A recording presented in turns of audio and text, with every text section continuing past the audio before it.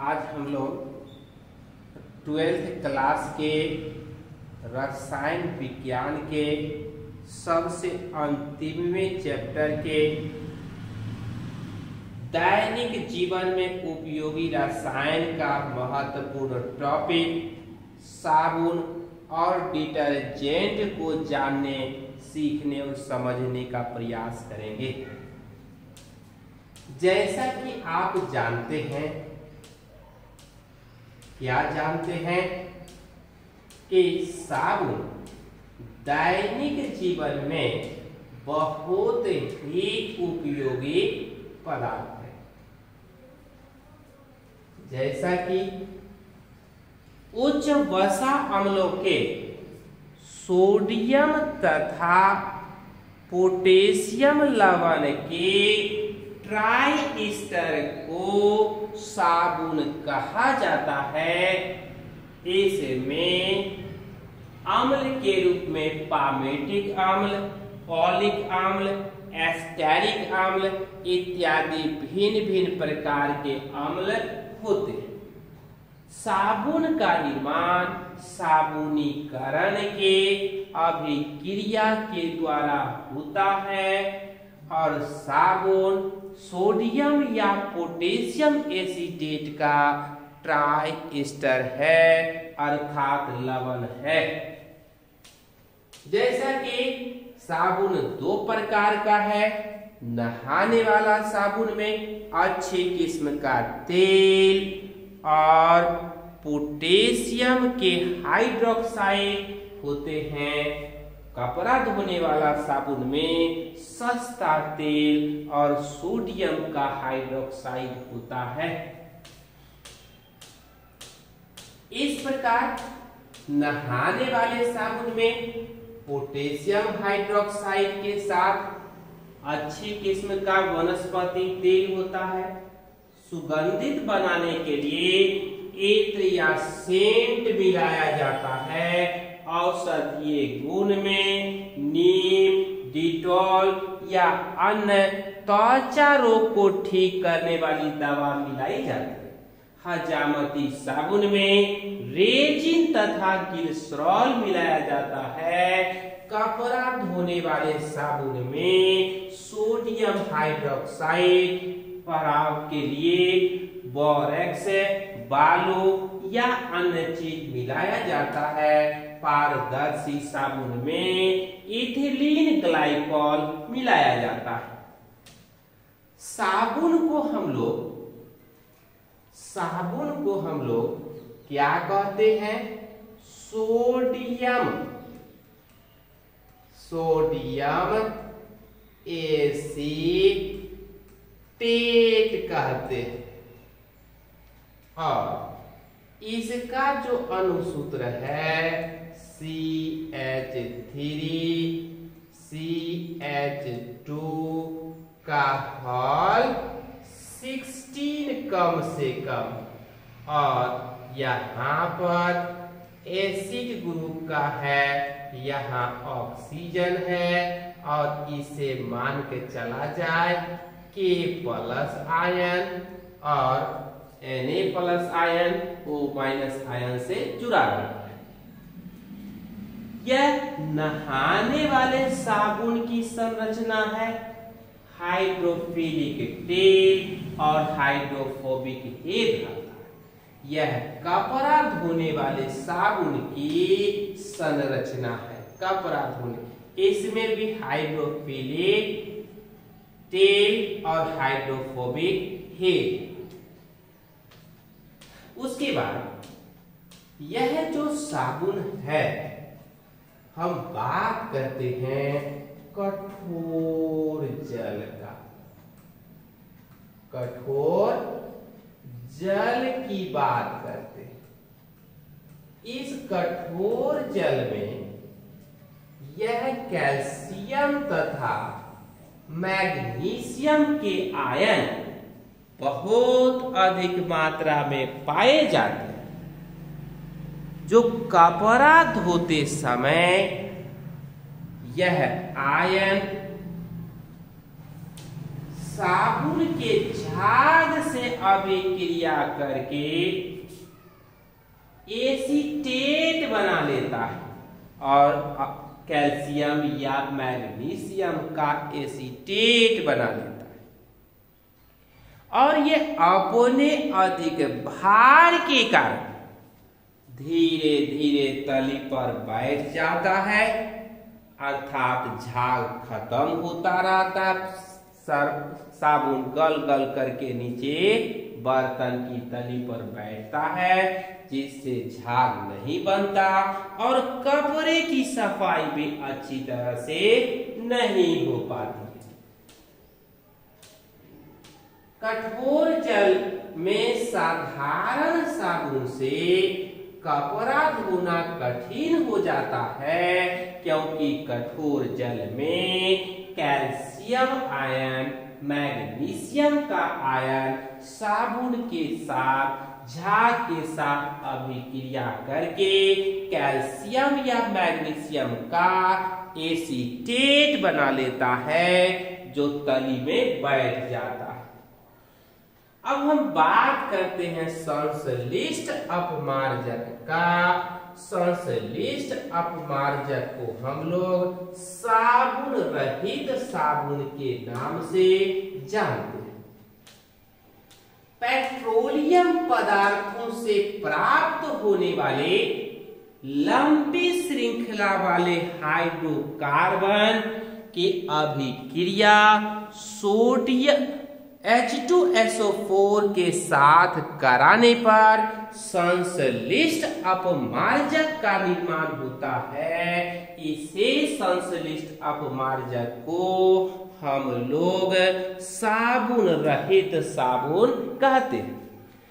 यह संश्लिष्ट अपमार्जक कठोर जल में भी अवक्षेप नहीं बनाता, अधिक झाग बनाता है और कपड़े की सफाई किसी भी प्रकार के जल में अच्छी तरह से हो पाती है। इस संश्लिष्ट अपमार्जक में आवश्यकता अनुसार उपयुक्त मात्रा में sodium sulphate, sodium silicate, sodium carbonate का लवण मिलाया जाता है, जो अपमार्जक को सुखा करके रखता है और क्षारीयता को बनाए रखता है। इसमें सफेदी लाने के लिए सोडियम परबोरेट भी मिलाया जाता है और यह डिटर्जेंट का संरचना सूत्र है। यह सोडियम लैरिल सल्फेट को अपमार्जक कहा जाता है, डिटर्जेंट कहा जाता है। अब हम लोग इसके महत्व की बात कुछ कर देते हैं। अपमार्जक का महत्व।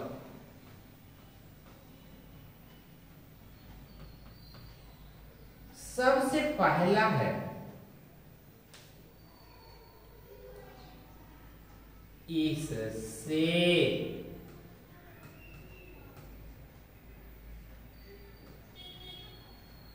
कठोर जल में भी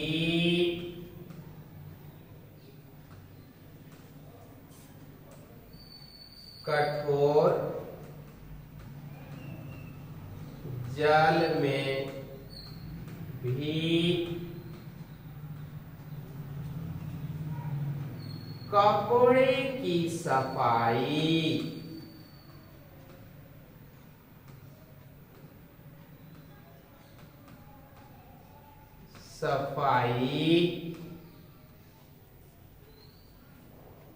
अच्छी तरह से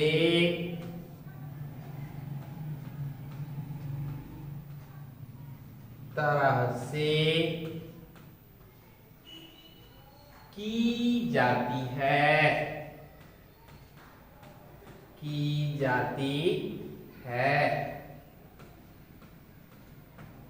यह अवक्षेप नहीं बनाता है, अवक्षेप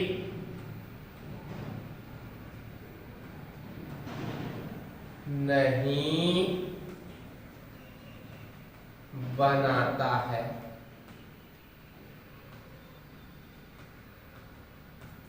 दूसरा इसका महत्व है,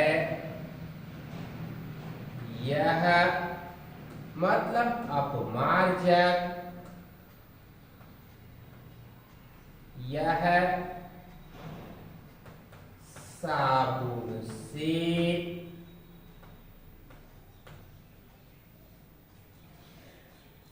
अधिक झाग बनाता है, अधिक झाग बनाता है। इसका तीसरा महत्व है,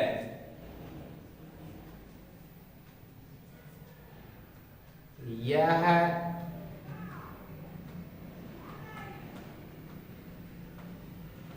साबुन से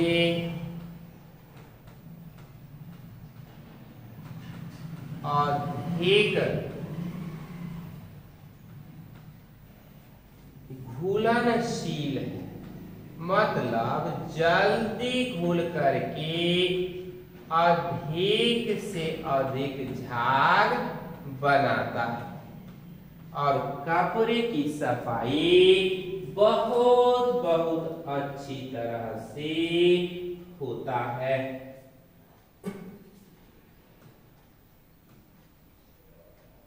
यह नॉन बायो डिग्रेडेबल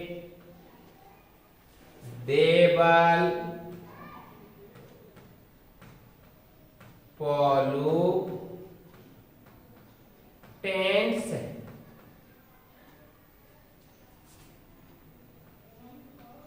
जो जल प्रदूषण उत्पन्न करता है। इस तरह से हम अपमार्जक का वर्गीकरण करते हैं। क्लासिफिकेशन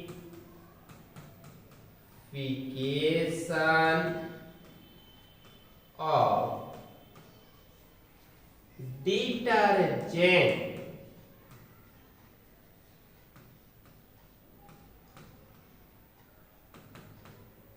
यह अपमार्जक 3 प्रकार का होता है। एक को रीन,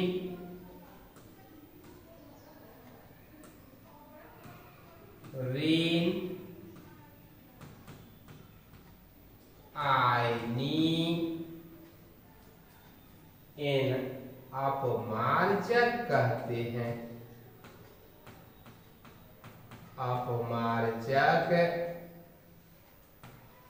एन आयन डिटर्जेंट्स कहते हैं। अब यह जो है सोडियम एल्काइल सल्फेट है। Sodium alkyl sulphate. अब हम इस पर ध्यान देंगे कि CH3CH2 का हॉल 10, उसके बाद CH2OH, इसकी अभिक्रिया H2SO4 के साथ कराएंगे, इसकी अभिक्रिया H2SO4 के साथ कराएंगे, तब हम देखते हैं कि जल के एक अणु का निष्कासन होगा और निष्कासन के बाद यह बन जाएगा CH3CH2 का होल 10 CH2 और यहाँ पर HSO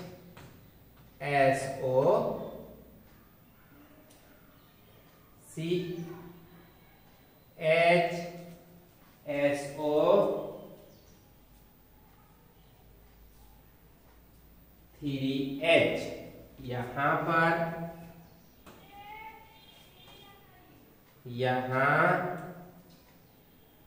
OHO और इसको हटा देंगे तो यह हो जाएगा SO3H। जब इसकी अभिक्रिया सोडियम हाइड्रोक्साइड के साथ कराएंगे, मतलब वह जो बना CH3CH2 का होल 10, उसके बाद CH2, यह है CH2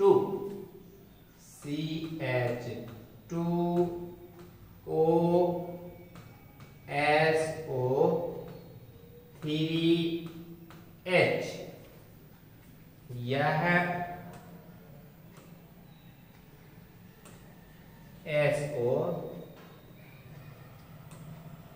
SO3,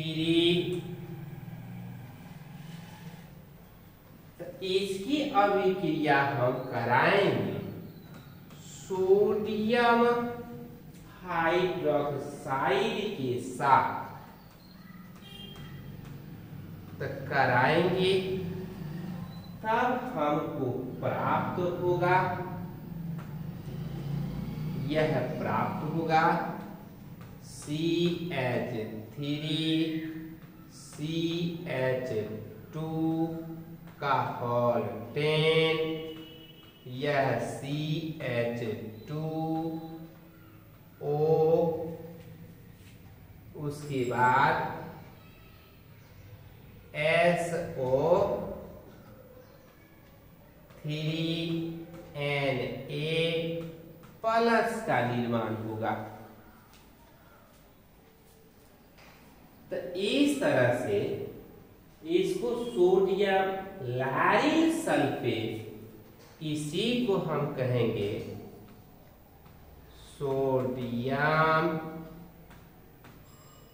लैरिल सल्फेट, इसी को हम डिटर्जेंट कहेंगे। क्या कहेंगे? डिटर्जेंट। उसके बाद धन आयनिक डिटर्जेंट,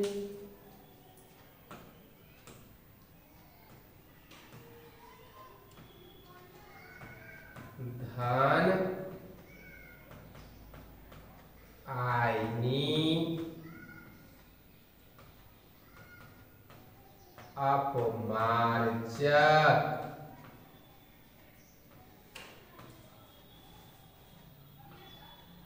कैटायनिक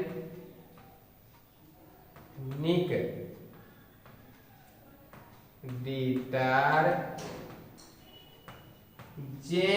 की बात करेंगे। इसमें नाइट्रोजन के तीन तरफ CH3 को लगाएंगे, उसके बाद CH2, इसका हॉल 15 और ये सब को एक साथ कर देंगे धन आयन के रूप में। यहाँ Br लगा देंगे माइनस, और इस तरह सोडियम ट्राइमिथाइल अमोनियम ब्रोमाइड, इसका नाम हो जाएगा, यह है सोडियम सेटाइल। इसका नाम हो जाएगा सेटाइल। 3 मिथाइल लगा हुआ है तो ट्राई मिथाइल अमोनियम, यह अमोनिया का अमोनियम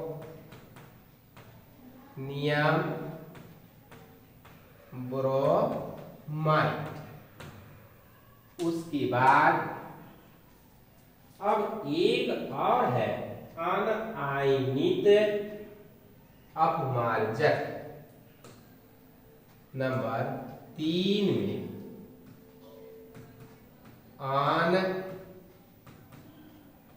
अनआयनिक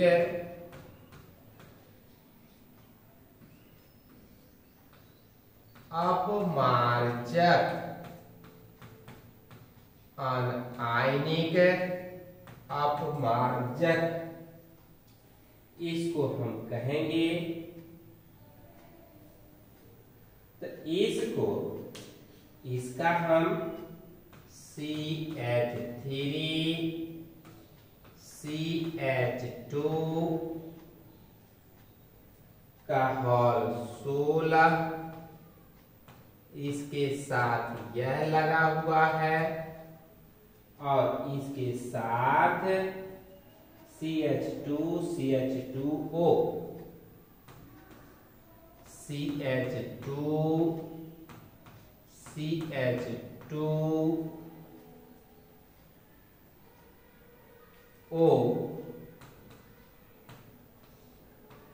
N, और इसके साथ जोड़ देंगे CH2 CH2OH CH2 CH2OH।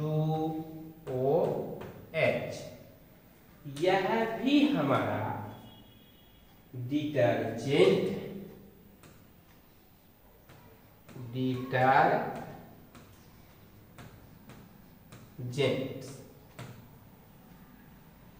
यह है अनआयनिक,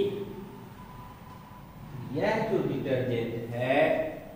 तो इस प्रकार से हम देखते हैं हमारा जो डिटर्जेंट है धन आयनिक, ऋण आयनिक और अनआयनिक डिटर्जेंट है, यह साबुन की तुलना में बहुत बेहतर है, बहुत आसानी से कपड़े की धुलाई या सफाई कर देता है।